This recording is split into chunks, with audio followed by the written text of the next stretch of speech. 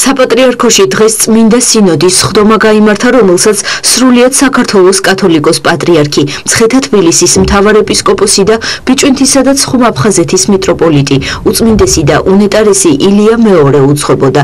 სხდომის მდივანი კი ფოთისა და ხობის მიტროპოლიტი გრიგოლი გახლდათ. განსახილველ საკითხებს დახურულ კარს მიღმა წმინდა სინოდის წევრები 2 საათნახევრის განმავლობაში განიხილავდნენ. შემდგომ კი მიტროპოლიტმა გრიგოლმა ჟურნალისტებს წმინდა სინოდის განჩინება გააცნო. დადგენილების თანახმად უნდა გაძლიერდეს ეპარქიების საქმიანობა საგანმანათლებლო, კულტურული, სოციალური და სხვა მიმართულებებით. წმინდა სინოდის მეორე განსახილველი თემა იყო ბოდბელი მთავარეპისკოპოსი დავითის მიმართვა პენსიაზე გასვლის შესახებ. სხდომაზე გადაწყდა, რომ დაკმაყოფილდეს მღვდელმთავრის თხოვნა.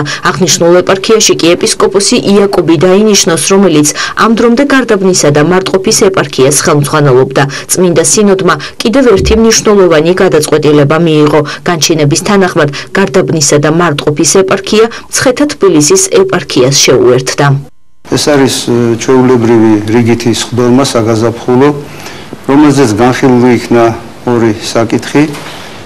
პირველი საკითხი ეხებოდა ეპარქიებში არსებულ მდგომარეობას, მოხსენებებით წარსდგნენ ეპარქიათა მმართველი მღვდელმთავრები და აღინიშნა, რომ რა თქმა უნდა, ყოველდღიურ ცხოვრებას თავისთავად ახლავს მრავალი სახის პრობლემა, საკითხი, მოსაგვარებელი და რომ ჩვენ უნდა გავაძლიეროთ ეკლესიამ ადგილებზე, ეპარქიებში ჩვენი საქმიანობა, როგორც საგანმანათლებლო, კულტურული, სულიერი, ასევე სოციალური მიმართულებით.